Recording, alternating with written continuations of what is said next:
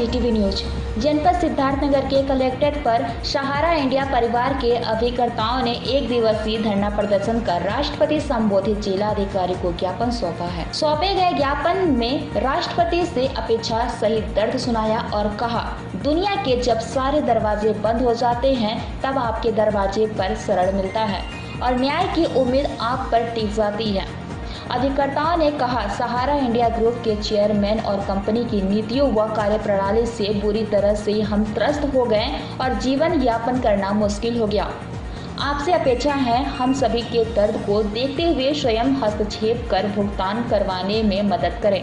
वही सरकार द्वारा किए जा रहे अभिकर्ताओं के शांत व्यवहार पर भुगतान कराने में आनाकानी से रुष्ट अभिकर्ताओं ने आगामी 2022 में वर्तमान सरकार की अनसुनी में विरोध प्रदर्शन करने की बात कही गई है और जो पार्टी हमारा सहयोग करेगी उसके साथ खड़ा होने की बात कही है। चूँकि लगभग 3 लाख जनपद सिद्धार्थनगर के जमाकर्ता सहारा इंडिया में अपना रुपए निवेश किए हैं। पीसी सिद्धार्थनगर से बजरंगी प्रसाद चौधरी की एक खास रिपोर्ट। हाँ सर, जो आप लोगों ने आपका ये आंदोलन चल रहा है, क्या है रणनीति पूरी आपकी? अगली रणनीति क्या होगी? क्योंकि बहुत समस्याओं से आप लोगों ने जूझा भी और कोई सुनवाई भी नहीं हो रहा। देखिए, मैं सुधांशु द्विवेदी सिद्धार्थनगर से सहारा का पीड़ित जमा करता हूँ और हम लोग अपने भुगतान के लिए इनकी कोई ब्रांचें नहीं बची जहाँ हम लोगों ने गुहार नहीं लगाई, लेटर नहीं लिखा। हम लोग काफ़ी ही परेशान हैं। कम से कम 5 से 7 लाख रुपया हमारा व्यक्तिगत हमारे परिवार का मिला करके इसमें फंसा हुआ है। सारी चीज़ों को देखते हुए और सभी लोगों के स्टेटमेंटों को देखते हुए कई दिनों से कलेक्ट्रेट पे धरना चल रहा है। सारी चीज़ों को समस्याओं को देखते हुए ये सभी पीड़ित जमाकर्ता मिल करके एक मुहिम बनाए हैं और भारत सरकार से कहना चाहते हैं, यदि जल्द से जल्द हम लोगों की समस्या का समाधान नहीं कराया गया और भुगतान नहीं दिलाया गया सहारा के सुब्रत राय जी से, तो आने वाले विधानसभा चुनाव में हम लोग जितने भी सहारा के पीड़ित जमाकर्ता हैं सभी लोग मिलकर के एक मुहिम बनाए हैं जो आपके सामने यहाँ दिख रहा होगा। पहले भुगतान, बाद में मतदान। हम लोग पूरी तरीके से रणनीति बनाए हैं कि हम लोग पूरी तरीके से चुनाव का बहिष्कार करेंगे और यही नहीं, एक एक गांव में, एक एक घर में, कोने कोने में जाकर के और इस मुहिम को जागृत करेंगे। जितने छोटे से छोटे लोग हैं, बड़े से बड़े लोग हैं, जितने भी सहारा के पीड़ित जमा करता है, अपने साथ साथ सभी लोगों को इस मुहिम में जोड़ते हुए एक भारी संख्या में चुनाव बहिष्कार की तैयारी चल रही है, जिसको पूरी तरीके से मजबूती के साथ किया जाएगा। यही सर, कुछ जनप्रतिनिधि भी जनपद में आपके हैं, क्या इन लोगों से कभी आप कोई बातचीत? कोई जनप्रतिनिधि बाकी नहीं है।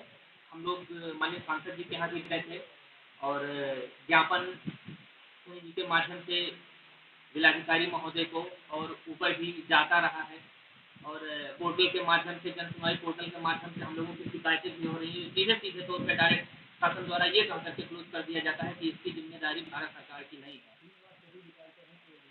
पूरे जिले में 3 लाख से अधिक डिपॉजिटर हैं, इसकी जिम्मेदारी कौन है? यदि सरकार इसकी जिम्मेदारी नहीं लेगी तो बताइए जो छोटे लोग हैं वो कहाँ जाएंगे?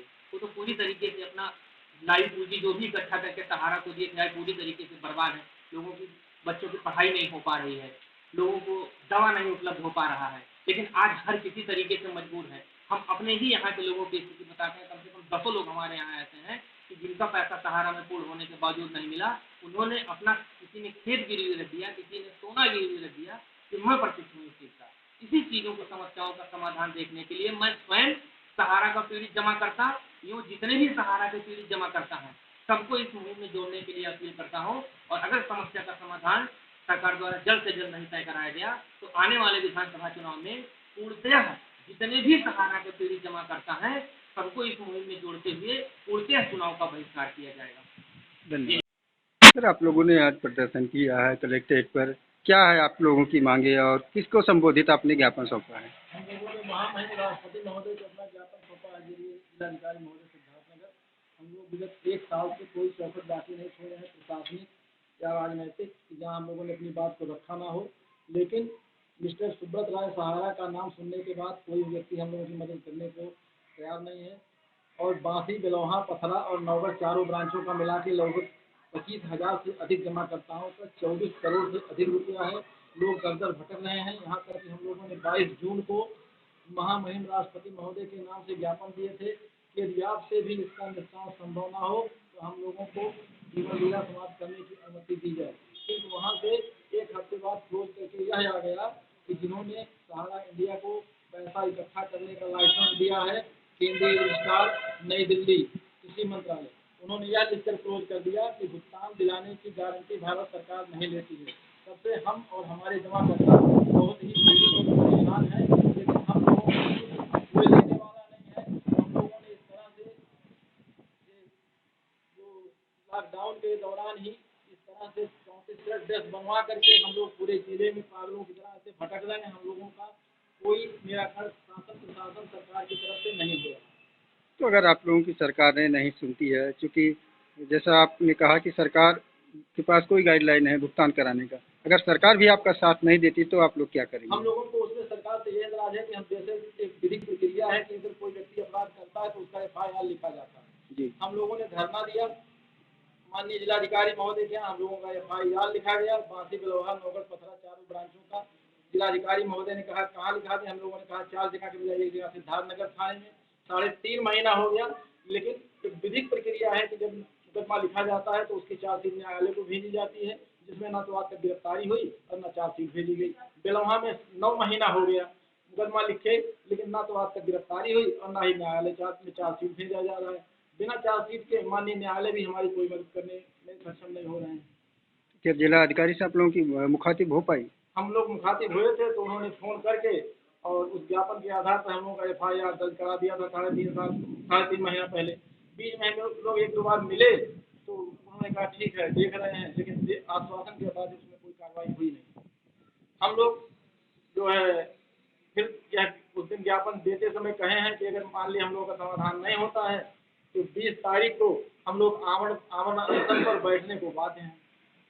धन्यवाद। क्या नाम भैया और आप कहाँ के रहने वाले हैं? जी मेरा नाम राज किशोर है जी। मैं डिस्ट्रिक्ट सिद्धार्थनगर का हूँ। गाँव और का? मैं यह कहना चाहता हूँ कि छोटे व्यक्ति अपना रोजी रोटी किसी हिसाब से चलाकर एक पैसा सहारा इंडिया में जमा किए थे कि हमको कुछ दिन बाद इसका दूना मिलेगा, लेकिन हम देखते हैं कि पूरे भारत देश में 28 प्रदेश हैं, जिसमें उत्तर प्रदेश में सबसे बड़ा प्रदेश है। इसमें हम देख रहे हैं 25 डिस्ट्रिक्ट है, 25 डिस्ट्रिक्ट में सहारा इंडिया कंपनी के इतने जो जमा किए हैं कार्यकर्ता हैं या फ्रेंचाइजी के मालिक हैं, इन पे जबरदस्ती मुकदमा सहारा इंडिया ने थोप दिया है।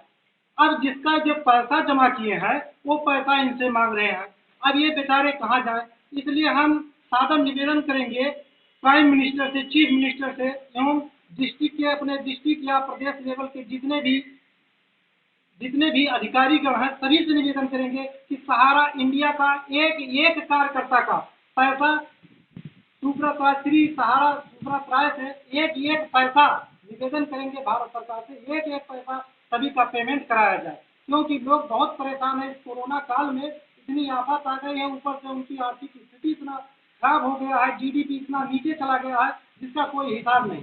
इसलिए आप जमा करने वाले हैं कि आप एजेंट हैं? जी हमारा 1000 रुपया जमा भी है, हमारे घर का भी 30-40 हज़ार रुपया जमा है। इसलिए इस संदर्भ में हम आपके इस टीवी चैनल GTV चैनल है आपका, इस टीवी चैनल से हम बात कर रहे हैं। इसलिए हम चाहते हैं सरकार से कि लोग इतना परेशान है जिससे सरकार विचार कुछ नहीं कर रही, इस पर विचार करना चाहिए। एक पैसा कार्यकर्तागण हो या फ्रेंचाइजी के मालिक हो, हमारे इतने फ्रेंचाइजी के मालिक जो है इतने सीधे साधे हैं, जो इन पे मुकदमा ठोक दिया गया है, ये बेचारे बच गए हैं। इसलिए हम चाहते हैं कि सरकार जल्दी से जल्दी इसका निवारण। ये कह रहे हैं कि PMO राष्ट्रपति कार्यालय PMO कार्यालय से ये दिया गया कि मतलब इसमें हम कुछ नहीं कर सकते हैं। अगर नहीं कुछ कर सकते हैं, एक तो भगवान को तो मैंने नहीं देखा, सृष्टि के रचयिता को मैंने नहीं देखा, अल्लाह रसूल को हमने नहीं देखा, उस विश्वास करते हैं, लेकिन राष्ट्रपति कार्यालय को तो मैं देख रहा हूँ। अगर राष्ट्रपति कार्यालय ये दे रहा है, PMO की रिपोर्ट पर यह कह रहा है, तो इसका मतलब कि संयुक्त राष्ट्र महासंघ भेजने के लिए भारत सरकार मजबूर कर रही है मुझे। इसलिए मैं राधेश्याम सोनी जी से निवेदन करूंगा कि सोनी जी उठिए, अपने अंदर जज्बा लाइए, ताकत लाइए। प्रधानमंत्री जी अब बीजेपी की सरकार नहीं है, शिवसेना नहीं है, बजरंग दल नहीं है, हिंदू वाहिनी नहीं है, महाराज मोदी साहब हैं, इसलिए मोदी जी का अब वो महाराज है, वो जो चाहे सो करें। इसका मतलब नहीं है 35 करोड़ रुपया अगर चंदा सबोतो राय ने दे दिया तो इसका मतलब यह है कि आप उसको छोड़ देंगे। अगर 35 करोड़ रुपया आपने ना लिया होता तो मैं मान लेता कि आपकी के अंदर कमी नहीं है, लेकिन आप प्रधानमंत्री होकर के और 35 करोड़ रुपया लेकर के अपना ईमान बेच दिया, आपने सारे लोगों को बेच दिया, बैंक को पहली लुटाई करवा दिया, घर में जो 2-4 हजार रुपया वो जरूरत के लिए महिलाओं ने रखा था, अपने बेटे के शादी के लिए, अपने दवा के लिए, उस पर भी आपने लुटौती करा दिया। ऐसे में मैं राधेश्याम जी से निवेदन करूंगा, राधेश्याम जी आइए, भगवान का भरोसा कीजिए, जब पाप का घड़ा भर जाता है तो खुद ही फूट जाता है। भाई राधेश्याम जी आइए और संबोधित कीजिए।